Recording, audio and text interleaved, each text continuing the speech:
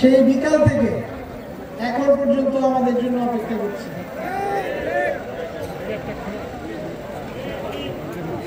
আপনার প্রথমেই আমি শুরুতে স্মরণ করতে চাই এই বাংলাদেশের দ্বিতীয় স্বাধীনতা, এই দ্বিতীয় স্বাধীনতার শহীদ আবু সাইদ, শহীদ মুগ্ধ, শহীদ শাকিল, আমাদের পঞ্চগড়ের শহীদ সাগর সহ যত শহীদ এই বাংলাদেশের দ্বিতীয় স্বাধীনতাতে অংশগ্রহণ করে আমাদের দেশকে একটা ফ্যাসিবাদের হাত থেকে রক্ষা করেছেন, তাদেরকে স্মরণ করে এবং গত 16 বছর ধরে 15-16 বছর ধরে আমাদের বাংলাদেশ জাতীয়তাবাদী দলের এবং অন্যান্য রাজনৈতিক দলের যে সকল রাজনৈতিক কর্মী বিভিন্ন সময় খুন, গুম, মিথ্যা মামলা সহ বিভিন্ন রকম হয়রানির শিকার হয়েছে, তাদের সবাইকে স্মরণ করে আজকে আমি আপনাদের সামনে শুরু করতে চাই। আজকে আমি প্রথমে ধন্যবাদ দিতে চাই এখানে যারা আয়োজক আছেন।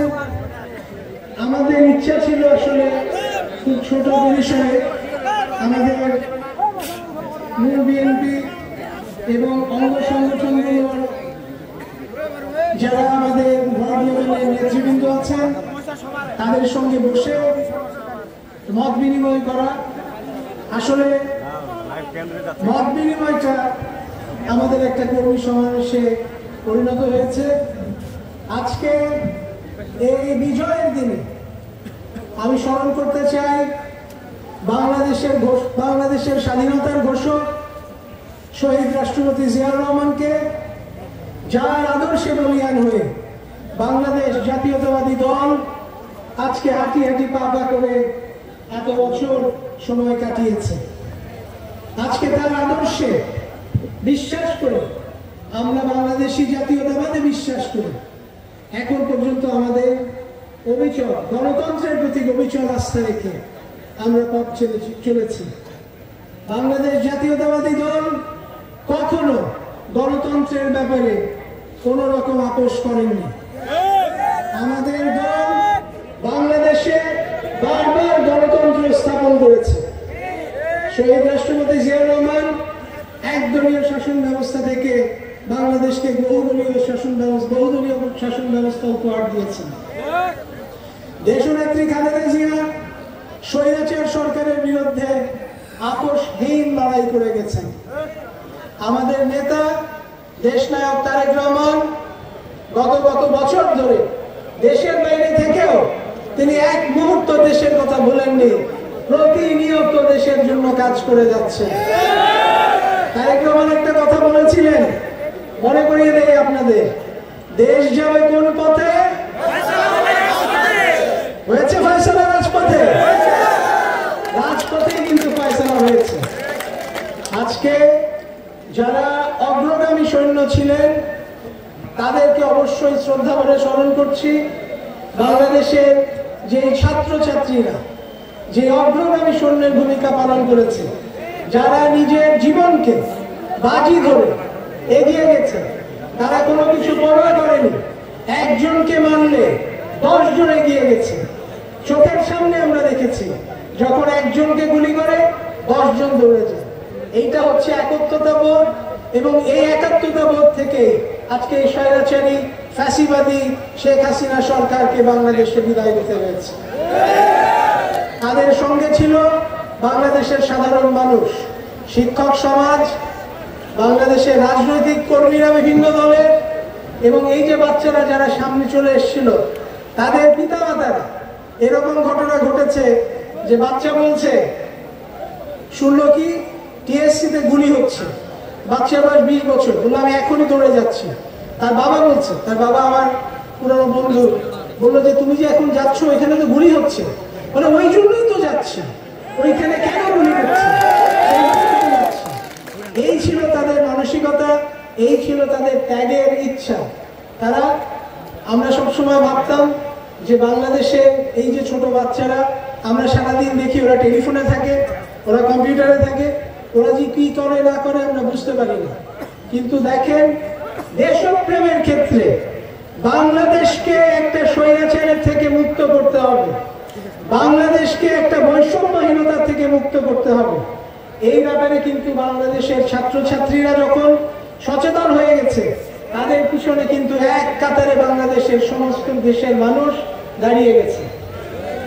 আমি খুব শ্রদ্ধা ভরে আরো একটা অংশকে স্মরণ করছি। তাদের কথা আসলে রাজনৈতিক বক্তৃতায় আমরা সাধারণত বলি না, কিন্তু এইখানে তাদের একটা খুব গুরুত্বপূর্ণ ভূমিকা ছিল। বাংলাদেশ সেনাবাহিনীর যারা অবসরপ্রাপ্ত আমাদের অফিসাররা ছিলেন, তারা যেটা করেছিলেন সেটা অত্যন্ত প্রশংসার দাবি রাখে। এবং তারা বলেছিলেন বাংলাদেশে আর আর্মিকে, বাংলাদেশের আর্মিকে রাজনৈতিকভাবে ব্যবহার করতে দেওয়া হবে না। বাংলাদেশের সেনাবাহিনী বলেছিল, আমরা আমাদের নাগরিকদের উপরে একটিও গুলি ছুড়ব না। এবং সেইটাই আমাদের ছাত্রছাত্রীদের, আমাদের জনগণকে এই চূড়ান্ত বিজয় এনে দিয়েছে। লক্ষণ সেনের নাম শুনেছেন? লক্ষণ সেন হচ্ছে সেই রাজা ইখতিয়ার উদ্দিন মোহাম্মদ বিন বখতিয়ার খিলজি যখন বাংলা জয় করতে আসেন, সেটা শোনার পরে তিনি পিছনের দরজা দিয়ে পালিয়ে গেছিলেন। এই 880 বছর পরে বাংলাদেশে আরো একজন নেতা এই দেশ থেকে পালিয়ে গেছেন। বুঝতে পারছেন তো কার কথা বলছি? যিনি বলেছিলেন আমি এই দেশ ছেড়ে কখনো যাব না, কিন্তু তিনি কিন্তু তার কথা রাখেননি, তিনি কিন্তু চলে গেছেন। তিনি যেতে বাধ্য হয়েছেন, কারণ তিনি জানতেন, তার দোসররা জানতেন এই দেশে তারা কি পরিমাণ অন্যায় এবং অত্যাচার গত 16 বছর ধরে মানুষের উপরে করেছে। আজকে আমরা যে প্রতিশোধমূলক ঘটনাগুলো দেখতে পাচ্ছি, সেগুলোতে আমরা স্বাগত জানাই না, কিন্তু এইটা মানুষের এই যে ক্ষোভ, মানুষের তীব্র এতদিন ধরে দানা বাঁধা ক্রোশ, সেটার প্রতিফলন হচ্ছে। সেই ব্যাপারে আমি দু একটা কথা আপনাদেরকে বলবো। আমাদের দেশনায়ক তারেক রহমানের কিছু নির্দেশনা আছে, সেই ব্যাপারে বলবো। তার আগে আমি একটা কথা বলি, কেন আমরা এটাকে স্বাধীনতা বলছি? স্বাধীনতা, আমাদের বাচ্চারা বলছে ইন্ডিপেন্ডেন্স 2.0, অর্থাৎ স্বাধীনতা, দ্বিতীয় স্বাধীনতা বাংলাদেশে, দ্বিতীয় প্রজাতন্ত্র। ফ্রান্সের নাম আপনারা শুনেছেন? ফ্রান্সে এখন 5ম রিপাবলিক চলছে, 5ম রিপাবলিক। এরকম তাদের বিভিন্ন ইতিহাসের বিভিন্ন সময়, কখনো রাজাকে সরিয়ে, বিভিন্ন রাজাকে সরিয়ে তারা যে গণতান্ত্রিক অবস্থার মধ্যে এসেছে, বিভিন্ন সময় তারা প্রথম প্রজাতন্ত্র থেকে আজকে 5ম প্রজাতন্ত্র চলছে। আসলে বাংলাদেশের মানুষ, আমরা যখন গণতন্ত্রের কথা বলি, সেই গণতন্ত্রের সর্বোচ্চ অধিকারটা কার? জনগণের। জনগণই হচ্ছে সর্বক্ষমতার উৎস। এই কথাটা ফ্যাসিবাদীরা ভুলে গেছিল এবং বাংলাদেশের মানুষকে ভুলিয়ে দিতে চেয়েছিল। কাজেই আমরা বলতে চাই, এই যে দ্বিতীয় স্বাধীনতা, ফ্যাসিবাদ থেকে যখন বাংলাদেশ মুক্ত হয়ে বাংলাদেশ সামনের দিকে এগিয়ে যাচ্ছে, এটাই দ্বিতীয় স্বাধীনতা। এই দ্বিতীয় স্বাধীনতা বলে অনেকে বলছেন, সমালোচনা করছে যে এটা কি দ্বিতীয় স্বাধীনতা বললে আমাদের 71-এর শহীদদেরকে আমরা অবমাননা করছি। ব্যাপারটা তা না। ব্যাপারটা হচ্ছে এরকম, যখন 1947 সালে যখন ব্রিটিশদের হাত থেকে এই উপমহাদেশ যখন স্বাধীনতা পেয়েছিল, এই 200 বছরের ব্রিটিশ শাসন থেকে যখন স্বাধীনতা পেয়েছিল, একটা বিদেশি শক্তির হাত থেকে আমরা স্বাধীনতা পেয়েছিলাম। 1947 থেকে 1971 আরো একটা বিদেশি শক্তির হাতে বাংলাদেশের শাসন ছিল। তারপরে যখন স্বাধীনতার পরে আমরা বাংলাদেশের পথ চালনা শুরু করলাম, আমরা প্রথমেই দেখলাম অল্প কিছু দিনের মধ্যে বাংলাদেশের অগ্রযাত্রাকে ব্যাহত করে, বাংলাদেশের গণতান্ত্রিক ব্যবস্থাকে ব্যাহত করে একটা একদলীয় শাসনতন্ত্র প্রতিষ্ঠা করা হলো। সেই একদলীয় শাসনতন্ত্র তখন খুব তাড়াতাড়ি চলে যায়। এইবার 2009 সাল থেকে এই 2024 পর্যন্ত এই 15টা বছর এই আবার একটা অলিখিত একদলীয় শাসন ব্যবস্থা, ফ্যাসিবাদী শাসন ব্যবস্থা বাংলাদেশে কায়েম হয়। এই ফ্যাসিবাদী শাসন ব্যবস্থা থেকে যখন বাংলাদেশ মুক্ত, তখন অবশ্যই এটা বাংলাদেশের দ্বিতীয় স্বাধীনতা। কারণ আমরা আর কখনোই এই ফ্যাসিবাদী ব্যবস্থায় ফেরত যাব না। এই জন্যই নতুন একটা সামাজিক চুক্তি বাংলাদেশের মানুষের সঙ্গে বাংলাদেশের হচ্ছে। এই যে নতুন সামাজিক চুক্তি, এই সামাজিক চুক্তিটাই হচ্ছে দ্বিতীয় প্রজাতন্ত্র, এবং সেটার জন্যই একটা দ্বিতীয় আবার আমাদেরকে নতুন করে, আমি বিশ্বাস করি শেষ পর্যন্ত জনগণ নির্ধারণ করবেন, জনগণ সিদ্ধান্ত নেবেন। ব্যক্তিগতভাবে আমি বিশ্বাস করি একটা আরেকটা নতুন সংবিধান আমাদেরকে রচনা করতে হবে। পুরনো সংবিধান, যেই সংবিধানকে বিভিন্নভাবে বিভিন্ন রকম এটার অ্যামেন্ডমেন্ট বা এটাকে পরিবর্তন করে এমন একটা অবস্থায় নিয়ে যাওয়া হয়েছে, এটাকে যদি আমরা আবার আগের রূপে একটা ভালো জায়গায় নিয়ে যেতে চাই, আবার একটা পরিবর্তনের প্রয়োজন আছে। এসবের চেয়ে সবচেয়ে ভালো হবে আজকে নতুন যে জনগণের যে একটা সাড়া জেগেছে, সেই সাড়াটাকে কাজে লাগিয়ে একটা নতুন সংবিধান রচনার মাধ্যমে বাংলাদেশের নতুন দিগন্তের সূচনা করা। সেটাই হচ্ছে দ্বিতীয় প্রজাতন্ত্র এবং দ্বিতীয় স্বাধীনতার মূল মন্ত্র বলে আমি বিশ্বাস করি। আজকে এই বিপ্লবের মাধ্যমে যে পরিবর্তন হচ্ছে, এই পরিবর্তনের সঙ্গে রাজনৈতিক দল হিসেবে আমাদেরকে মানানসই আচরণ করতে হবে। আমি আপনাদের কাছে কয়েকটা অনুরোধ করছি, আপনারা এটাকে নেতিবাচক ভাবে নেবেন না। আমাদেরকে পুরনো রাজনৈতিক চিন্তা থেকে বেরিয়ে সামনের দিকে চলার নতুন রাজনৈতিক চিন্তার মধ্যে আসতে হবে। এই নতুন রাজনৈতিক চিন্তাগুলো কি? যেমন আপনারা আমাকে অনেক ফুল দিয়েছেন, আমি খুশি হয়েছি, আপনাদেরকে ধন্যবাদ। কিন্তু এসবের আমাদের রাজনীতির জন্য এটার প্রয়োজন নেই।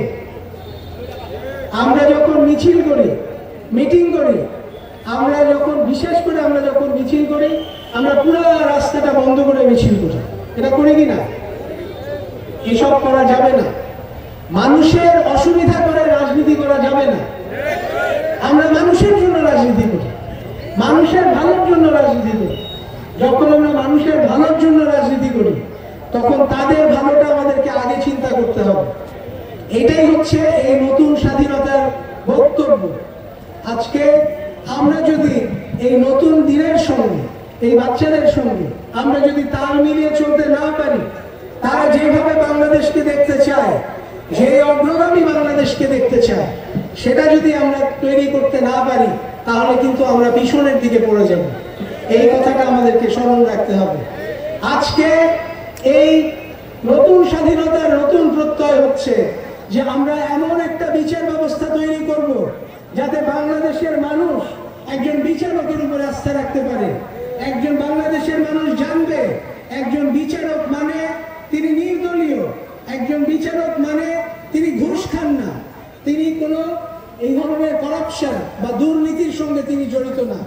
এটাই হচ্ছে আজকে দ্বিতীয় স্বাধীনতার প্রত্যয়। এই কথাগুলোকে আমাদের মাথায় রাখতে হবে এবং সামনের দিকে এগিয়ে যেতে হবে। দেশনায়ক তারেক রহমানের কথা বলছিলাম, তিনি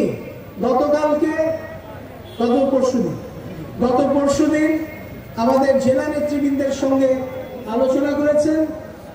আচ্ছা, জেলা নেতৃবৃন্দের কথায় আসায় আমি একটু আপনাদেরকে বলে রাখি, এখানে যারা উপস্থিত আছেন, আমি প্রথমেই তাদের সঙ্গে আপনাদেরকে পরিচয় করিয়ে দেওয়ার দরকার নাই, আমি নামগুলো বলিনি।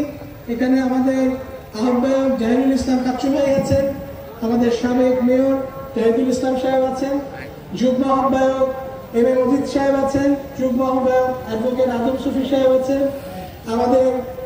আমাদের আটোয়ারি উপজেলা থেকে আগত আব্দুর রহমান আব্দুল ভাই আছেন, এখানে আপনার এই উপজেলার আহ্বায়ক আনোয়ার হোসেন সাহেব আছেন, আমাদের উপজেলার সদস্য সচিব সেকান্দার ভাই আছেন, যুব দলের প্রেসিডেন্ট রাসেল ভাই আছেন, নুরুজ্জামান বাবু আছেন, ছাত্র দলের president, senior vice president, secretary এই তারেক, রাসেল এবং জাপান ওরা আছে, স্বেচ্ছাসেবক দলের প্রেসিডেন্ট, সেক্রেটারি বাবু এবং তাপস আছে, অন্যান্য সকল অঙ্গ শ্রমিক দলের রাজু আছে এবং আপনার অন্যান্য সকল অঙ্গ সংগঠনের নেতৃবৃন্দ আছেন, মহিলা দলের আমাদের নেত্রী মুক্তি আছে, ছাত্র দলের সাবেক নেতারা এখানে আছেন, হারুন এবং আমি ওনার মানিক মাসুম ওদেরকে দেখতে পাচ্ছি, তারা আছে, শাহজাহান, এখানে আমাদের আরো জেলার সিনিয়র নেতৃবৃন্দ এই যে আমাদের আখতারুজ্জামান শাহজাহান ভাই এবং খান শাহজাহান ভাই দুইজনে আছেন, আরো অনেকে আছেন, আমাদের এখানে ওলামা দলের নেতারা আছেন, আমাদের আলিম হাজি সাহেব আছেন, ঢাকা থেকে আমাদের অ্যাডভোকেট রইস ভাই এসছেন, তেঁতুলিয়ার বাসিন্দা যদিও। আচ্ছা, তো আমি সবার সঙ্গে আপনাদের পরিচয় করিয়ে দিলাম, ওনাদের সবার নাম আমি বলতে পারলাম না, আরো অনেকেই আছেন, তো তারা সবাই বক্তৃতা দেওয়ার কথা ছিল আজকে। এই তারা যদি এখন সবাই বক্তৃতা দিতেন হয়তো আপনাদের আরেকটু ধৈর্যচ্যুতি ঘটতে পারত, সেই কারণে তারা অত্যন্ত বিনয়, অত্যন্ত আপনার ম্যাগনানিমাসে বা অনেক বড় মনের পরিচয় দিয়ে আমাকে সরাসরি বলতে বলেছে। তো দেশ নায়ক তারেক রহমানের কথা যেটা বলছিলাম, তিনি পরশু দিনের মিটিংয়ে একটা কঠোর হুঁশিয়ারি দিয়েছেন। কঠোর হুঁশিয়ারিটা হচ্ছে এরকম, আমরা গত 5 তারিখ থেকে বিভিন্ন রকম অভিযোগ এবং অনুযোগ বিএনপির নেতা কর্মীদের নামে পাচ্ছি বা পেয়েছি। তিনি পরিষ্কার ভাষায় আমাদেরকে বলতে বলেছেন, যারা এই ধরনের ঘটনা ঘটাচ্ছে বা ঘটাবে তারা আমাদের দলের কেউ নয়। পরিষ্কার ভাষায় তিনি বলেছেন, তারা কেবল ব্যক্তিগত স্বার্থের জন্য রাজনীতি করেন, তারা এই দলের ভালোর জন্য রাজনীতি করেন না। কাজেই এই ধরনের ব্যক্তিদের ব্যাপারে কঠোর হস্তে তাদেরকে দমন করার জন্য, তাদেরকে কঠোরভাবে নিয়ন্ত্রণ করার জন্য সর্বোচ্চ ব্যবস্থা পর্যন্ত তিনি নিতে বলেছেন। তিনি শুধু এটাই বলে ক্ষান্ত হননি, তিনি বলেছেন আপনারা যদি ব্যবস্থা না নেন আমি নিজে ব্যবস্থা নিব, আপনারা যদি ভুলেও যান আমি ভুলব না। কারণ বাংলাদেশ জাতীয়তাবাদী দল যে রাজনীতিতে বিশ্বাস করে সেই রাজনীতির সঙ্গে এই ধরনের আচরণ কখনোই সামঞ্জস্যপূর্ণ নয়। কাজেই আমি আপনাদেরকে দেশনায়ক তারেক রহমানের কথাটা এই জন্য বললাম যে আপনাদেরকে এই কথাটা মনে রেখে সামনের পথ অনুসরণ করতে হবে। বেগম খালেদা জিয়া দেশনেত্রী মাত্র 3 মিনিট কথা বলার সুযোগ পেয়েছিলেন তিনি যখন জেল থেকে মুক্ত হন। তারপরে ভিডিওর মাধ্যমে তিনি 3 মিনিট সময় পেয়েছিলেন। 3 মিনিট সময় তিনি মূল কথাটা কি বলেছেন? তিনি প্রথম কথা বলেছেন যে বিএনপি প্রতিশোধের রাজনীতি করে না, বিএনপি প্রতিশোধের রাজনীতি করবে না। এই কথাটা এই জন্য আমি বললাম, আমি জানি আপনারা এখানে যারা আছেন অনেকে জেল খেটেছেন, অনেকে অনেক রকম অত্যাচারের শিকার হয়েছেন। সবচেয়ে বেশি আমরা যেটা দেখলাম যে এই 5 তারিখের আগে যাদেরকে আটক করা হয়েছিল তাদেরকে জেলখানায় নিয়ে একটা স্বাভাবিক বন্দির যে কারাগারে থাকে সেখানেও রাখতে দেওয়া হয়নি, তাকে রাখা হয়েছিল এই যে কন্ডেম সেলে, অর্থাৎ যারা ফাঁসির আসামি সেই ধরনের জায়গায় তাদেরকে রাখা হয়েছিল।